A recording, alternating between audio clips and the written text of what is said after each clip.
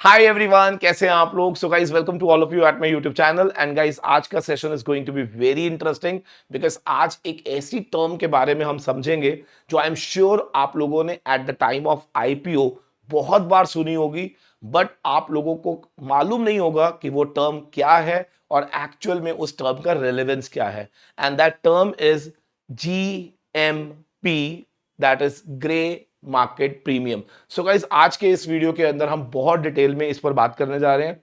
आपको एक एक चीज इन डेप्थ वे में समझाऊंगा कि जीएमपी होता क्या है and how does it work and how does it help to predict the price at which the share is about to list in the stock market. So guys, इसको समझने से पहले एक बार एक छोटी सी न्यूज आपके सामने। रिसेंटली आप सबको मालूम होगा कि बजाज हाउसिंग फाइनेंस का एक आईपीओ आया था, जिसकी आज 13 सितंबर को अलॉटमेंट शुरू हो चुकी है और 16 सितंबर को इसकी लिस्टिंग होने जा रही है।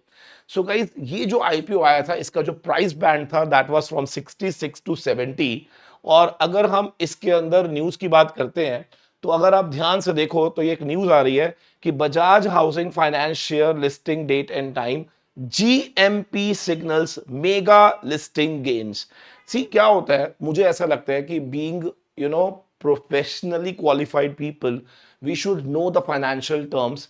और अगर इस तरह की कोई भी लाइन लिखी हो तो आपको पता होना चाहिए कि इस लाइन का मतलब क्या होता है। And that is why I am over here कि मैं आपकी वो सारी फाइनेंशियल टर्म्स को और अच्छे से क्लियर करूं, ताकि जब फ्यूचर में आप इन टर्म्स को देखो तो आप लोगों को पता हो कि हाँ यार, हमें मालूम है एक्चुअल में क्या है और इसका इन डेप्थ एनालिसिस भी हमें मालूम है।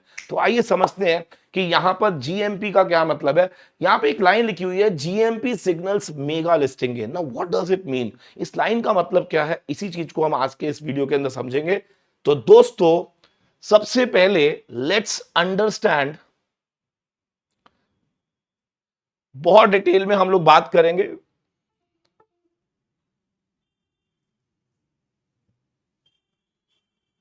एक तो आपको ना जीएमपी को समझने के लिए ना, first we need to understand what is grey market. Grey market क्या होती है, ठीक है। आइए देखते हैं जरा what is the meaning of grey market. देखिए, अगर मैं आज आपसे ये पूछूं कि एक स्टॉक ऑफ लिस्टेड कंपनी कहां पे ट्रेड होता है, तो सबको मालूम है ये ट्रेड होता है स्टॉक एक्सचेंज पे। और स्टॉक एक्सचेंज एक रेगुलेटेड मार्केट है, ठीक है जी।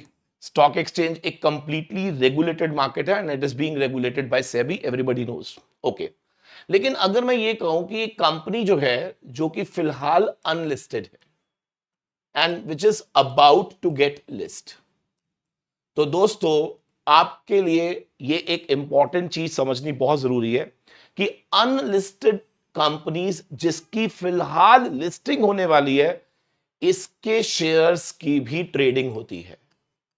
इसके शेयर्स की भी ट्रेडिंग होती है और जिस मार्केट में इसकी ट्रेडिंग होती है उसको बोलते हैं grey market. Now why we use the term grey market, उसके पीछे भी रीजन है। याद रखना, ग्रे मार्केट एक ऐसी मार्केट होती है जो कि अनरेगुलेटेड मार्केट होती है, यानी कि इस पर कोई रेगुलेटर नहीं होता, यह ध्यान रखिएगा। अब सवाल यह है कि ये ग्रे मार्केट काम कैसे करती है, हाउ डज इट वर्क्स। तो आइए इसको जरा डिटेल में समझते हैं। किसी भी ग्रे मार्केट में तीन लोग होते हैं बेटा, एक बायर, दूसरा सेलर और तीसरा होता है डीलर, ठीक है जी। याद रखना, ये मार्केट पूरा का पूरा ट्रस्ट पे काम करती है, ठीक है, बिकॉज इसके अंदर जो भी डील्स होती हैं वो कैश डील्स होती हैं और जो भी हमारे बीच में ट्रांजैक्शंस होती हैं वो एक पर्ची पे लिखी जाती हैं, किसी तरह का कोई भी फॉर्मल अग्रीमेंट्स नहीं होते हैं। एंड दैट इज व्हाई इस मार्केट के अंदर डीलर अपना बहुत इंपॉर्टेंट रोल प्ले करता है for the purposes of this transaction. तो अक्सर ग्रे मार्केट के अंदर बायर और सेलर ये जरूर चेक करते हैं कि ग्रे मार्केट डीलर कौन है जिस पर हम इस ट्रांजैक्शन के लिए ट्रस्ट कर सके। तो आइए समझते हैं। सपोज करो कि बजाज हाउसिंग फाइनेंस ने 1 सितंबर को कहा कि मेरा आईपीओ आने वाला है और जिसकी लिस्टिंग जो होगी वो 13 सितंबर को या 16 सितंबर को इसकी लिस्टिंग होगी। ठीक है जी, अब ध्यान से सुनना, आईपीओ की डेट कब से आई? 1 सितंबर से। और आईपीओ लिस्ट कब होगा? 16 सितंबर को। जस्ट दिमाग रखेंगे, डेट्स को ज्यादा महत्व नहीं देंगे, we will try to understand the concept. अभी क्या हुआ कि जैसे ही ये पता चलता है कि इसका आईपीओ आ रहा है, उसी समय ये ग्रे मार्केट ओपन हो जाती है। अब यहां पर क्या होता है, people start bidding for the shares जो कि लिस्ट होंगे ऑन 16 तारीख को। ठीक है, फॉर एग्जाम्पल कंपनी कहती है कि हम इस शेयर को इशू करेंगे 70 रुपए में, मान लेते हैं कंपनी इसको इशू करना चाह रही है कितने में? 70 रुपए में। लेट्स से मिस्टर एक्स एक बायर है जो इस डीलर को बोलते हैं ओके फाइन, मैं 1 लाख शेयर खरीदने को तैयार हूं at the rate of 85 rupees. मतलब जिसे कंपनी 70 रुपए में देना चाह रही है, Mister X is ready to buy the same share at a premium, और वो भी कितने में? 85 रुपीज में। तो अब आप मुझे बता दो कि मिस्टर एक्स जो है वो इस शेयर के लिए कितना एक्स्ट्रा पैसा देने को तैयार है, बस ये बता दो। सर 15 रुपए का क्या वो प्रीमियम देने को तैयार है over and above issue price, और इसी को बोलते हैं ग्रे मार्केट प्रीमियम। सर बहुत डिटेल में डिस्कस करेंगे, बिल्कुल टेंशन मत लेना, सारे आंसर मिलेंगे जो आपके मन में आ रहे हैं। ठीक है सर। अभी क्या हुआ कि मिस्टर एक्स ने डीलर को बोला कि सर मुझे एक कॉन्ट्रैक्ट साइन करवा दीजिए जिसमें मैं 1 लाख शेयर खरीदने को तैयार हूं and I am ready to pay you 85 rupees, irrespective listing day वाले दिन क्या प्राइस होगा कोई लेना देना नहीं है, मेरे से आप 85 रुपीज ले लेना। अब हुआ क्या कि यहां पर एक और पर्सन था मिस्टर वाई, जब उसको ये डील पता चली तो उसने कहा okay fine, I am agreeing कि मैं ये शेयर बेच दूंगा 1 lakh share at the rate of 85। अब डीलर ने इन दोनों से एक पर्ची बनवाई और वो पर्ची जो थी वो एक्सचेंज कर ली। इसका मतलब इसने लिख दिया कि I am ready to buy and इसने लिख दिया I am ready to sell. अब यहां पर एक चीज तो कंफर्म हो गई कि ग्रे मार्केट प्रीमियम आ रहा है 15 रुपए का। कितने का प्रीमियम आ रहा है? 15 रुपए का। इसका मतलब ग्रे मार्केट ये प्रिडिक्ट कर रही है कि ये शेयर लिस्टिंग वाले दिन 85 से ऊपर खुलेगा। मेरी बात समझ आई? तभी उन्होंने क्या 15 रुपए एक्स्ट्रा देने के लिए रेडी हो गए। ओके फाइन, सो इसी को बोलते हैं जीएमपी। पहला पॉइंट क्लियर? ठीक है सर। अब मान लेते हैं जिस दिन लिस्टिंग होगी, हाँ जी जिस दिन क्या होगी? लिस्टिंग। सपोज करो ये शेयर लिस्ट होता है 110 रुपए का। सपोज करो ये शेयर कितने में लिस्ट हुआ? 110 रुपए में लिस्ट हुआ। तो मेरे प्यारे दोस्तों व्हाट विल हैपन नाउ, अगर ये शेयर 110 रुपए में लिस्ट होता है, क्योंकि इसने 85 में ही लेना था, तो दोस्तों 85 और 110 का जो गैप होगा, क्या दैट गैप 25 रुपए मिस्टर एक्स को मिलेंगे। यानी कि यहां पर कोई सेटलमेंट ऑफ शेयर नहीं होगी, यहां पर जो भी सेटलमेंट होगी वो पैसे की सेटलमेंट होगी। समझ आ रही है? यस सर, इसका मतलब ये तो एक तरह से सट्टा हो रहा है। यस, तो ग्रे मार्केट में एक तरह से सट्टा बाजार होता है जहां पर दो लोग उस शेयर के लिए सट्टेबाजी करते हैं एंड एक आदमी ज्यादा प्राइस ऑफर करने को तैयार हो जाता है फॉर दैट शेयर, बिकॉज उसको ऐसा लगता है कि ये शेयर इससे भी ऊपर जाके लिस्ट होगा।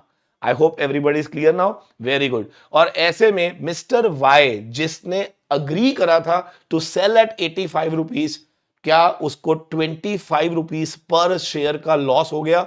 तो यहां पर 25 इंटू 1 लाख, मिस्टर वाई जो है वो 25 लाख रुपए पे करेंगे किसको? मिस्टर एक्स को। लेकिन अगर ये लिस्टिंग एग्जैक्ट 70 रुपए में होती तो क्या होगा, कौन बताएगा?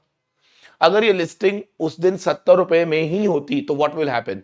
टेल मी, क्या आपको 85 के हिसाब से पैसा देना पड़ेगा? यानी कि आपको 15 रुपए हमें एक्स्ट्रा देना पड़ेगा। तो यहां पे 15 रुपए का आपको लॉस हो जाएगा और यहां पर 15 रुपए का आपको गेन हो जाएगा। This is how does grey market works. तो ग्रे मार्केट क्या करती है? प्राइस प्रेडिक्शन करती है। ग्रे मार्केट क्या करती है? प्राइस प्रेडिक्शन करती है कि शेयर ऊपर जाएगा या नीचे जाएगा, और ये प्रेडिक्शन डेली चेंज होता रहता है, डेली चेंज होता रहता है on the basis of demand and supply of that particular share in the market. तो याद रखना, ये मैंने एक डील बताई है, तो यहां पे जीएमपी कितना आया 15। हो सकता है कि नेक्स्ट डे यानी कि 2 सितंबर को कोई और पर्सन आ जाए जो यहां पर ऐसा बोले कि मैं इसके लिए 110 रुपए देने को तैयार हूं, तो इसका मतलब जीएमपी सीधा ही क्या 40 रुपए हो जाएगा, क्योंकि इशू प्राइस 70 है और हम आपको ऑफर कर रहे हैं कितने 110, तो क्या जीएमपी 40 रुपए हो जाएगा। This is the way the GMP changes every day for that particular stock till the date of listing. क्या मेरी बात सबको समझ आ गई? और जितनी भी ये ट्रांजैक्शंस हो रही हैं, ये all transactions will get settled as on the date of listing, क्योंकि लिस्टिंग पे जिस प्राइस पे ये लिस्ट होगा तभी पता चलेगा कि कौन इस गेम में हारा और कौन इस गेम में जीता। सो अभी आप समझेंगे क्या हो रहा था इस वाले केस में जो अभी हम लोगों ने न्यूज पढ़ी थी।